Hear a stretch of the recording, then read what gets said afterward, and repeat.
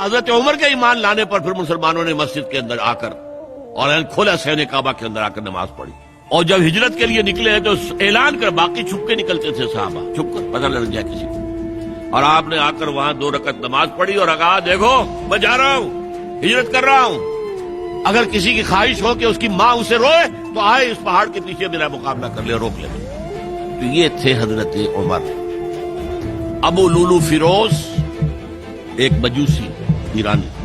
اور ایک ایرانی جنرل ہرمزان، ان کی سازش، سمجھا یہ گیا تھا کہ یہ اس پلر پر کھڑا ہوا ہے سارا دین کا نظام، عمر واقعی عظیم ترین شخصیت، آپ کو معلوم ہے